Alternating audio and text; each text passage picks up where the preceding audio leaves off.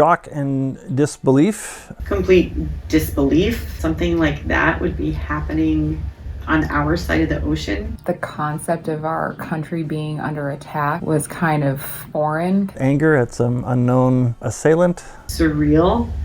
Confused. Unanswered questions right away.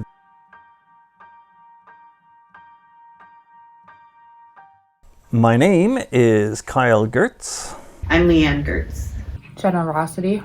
I am currently 49 years old, and in 2001, I believe I was 26. I was 26 years old at the time of 9/11. Almost 19. I had just arrived at work that day.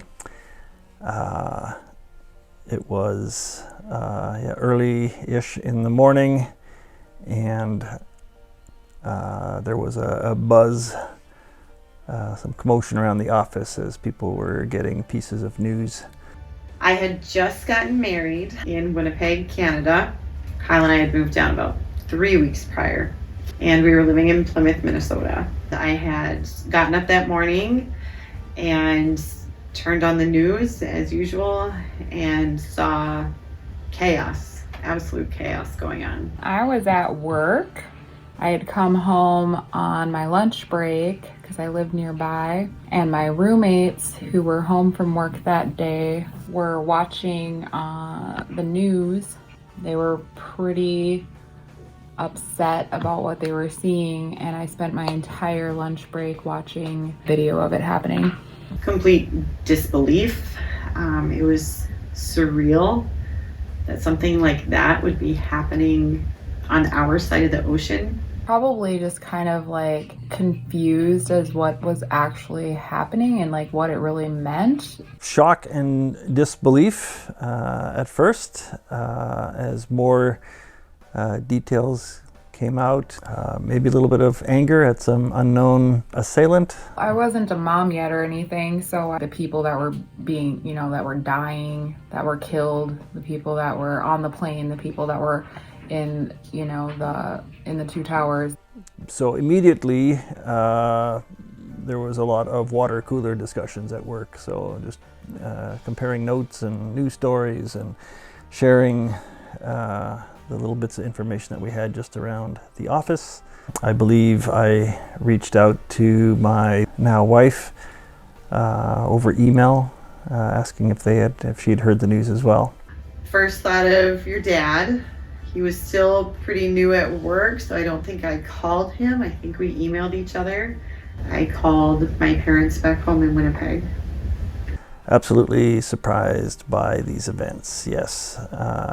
These types of things, at least in my lifetime, don't happen on American soil. And so this was first time feeling that, vulnerable. I think everyone was completely shocked. No one ever would have expected anything like this to happen in the United States or North America. Oh my, that's a bit of a loaded question. I don't feel like I had a really big trust in our government at the time anyways, and so in a way it kind of added to my sense of like conspiracy theories. So I was a Canadian citizen at the time. I had spent some time in Florida when I was a young child under the presidency of Ronald Reagan. All I wanted to be since the 3rd and 4th grade was an American. And to move down within a month of getting married, living in American soil, it was unbelievable that this would have happened after a dream come true. Not sure that my opinion changed, but it was certainly solidified. The primary role, in my view, of the government is our protection. Suddenly there was some sort of real threat that needed to be addressed. We needed some strong leaders to deal with the problem in whatever way they decided to do so. I was looking for the acts of our leaders to match the rhetoric and match the expectations that role requires. To be under the presidency of George Bush's son, George W. Bush, I think he just received a lot of respect. He held great command of the country. He was an incredible leader, and Rudy Giuliani was mayor, I believe, of New York City at that time, and he just showed great leadership and how everyone banded together to work together to rescue people and just show great leadership on how to persevere in such a trying time.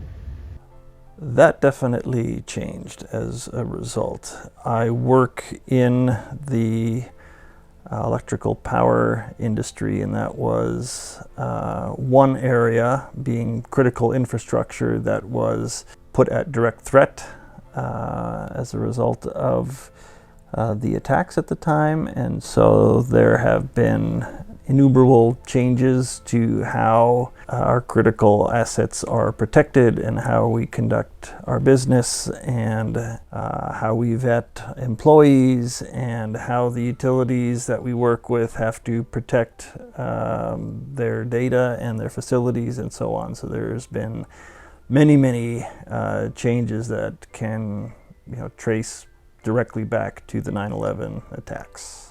I think that ultimately there was like a greater sense of, for a few of the people, like one of my roommates went and joined the Marines the very next day. So I think there was more of a personal responsibility created in some of the guys that I knew as far as like wanting to be part of the military that does the protecting of our country.